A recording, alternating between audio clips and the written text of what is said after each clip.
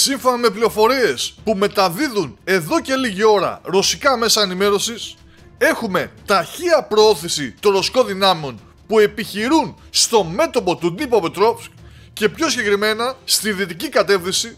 με τους άνδρες του ρωσικού στρατού να έχουν διανύσει μια μεγάλη απόσταση και να έχουν φτάσει στο χωριό Ραντίσνε, κατά το οποίο έχουν ξεκινήσει να διεξάγουν επιθέσεις.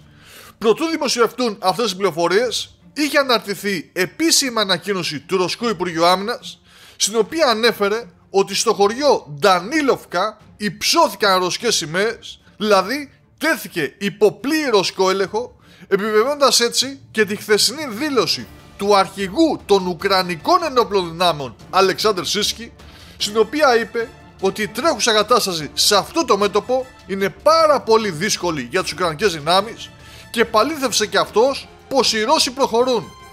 προχωρούν και στις δύο περιφέρειες,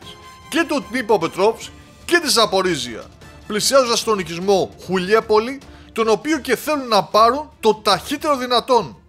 Μάλιστα, εξελίξεις στην περιοχή είναι τόσο ραγδαίες που τα ρωσικά μέσα δεν χρησιμοποιούν τον όρο ταχεία προώθηση, αλλά προέλαση, επισημαίνοντας ότι οι Ουκρανικές δυνάμεις αποθήθηκαν επίσης από τις δασικές ζώνες που υπάρχουν νότια και πέριξη της Ντανίλοφκα, ενώ ταυτόχρονα δίνουν και περισσότερες λεπτομέρειες για το πώς διεξήγαν την επίθεσή τους οι ρωσικές δυνάμεις, λέγοντας ότι πριν την είσοδο των χερσαίων δυνάμεων το χωριό σαρώθηκε επανειλημμένα από ρωσικά UAV και επιθετικά drones, επιτρέποντας να δημιουργηθούν ρήγματα στην άμυνα που είχαν στήσει οι Ουκρανοί με σειρματοπλέγματα για να καλύψουν το χωριό από το να το προσεγγίσει ο ρωσικός στρατός, το οποίο αποτελεί πλέον παρελθόν για τους Ουκρανούς. Όλες λοιπόν οι αναφορές που έρχονται είτε από τη ρωσική είτε από την ουκρανική πλευρά μιλούν για ταχεία ρωσική προώθηση και φυσικά ταχεία επιδείνωση της κατάστασης των αμυντικών γραμμών των Ουκρανών,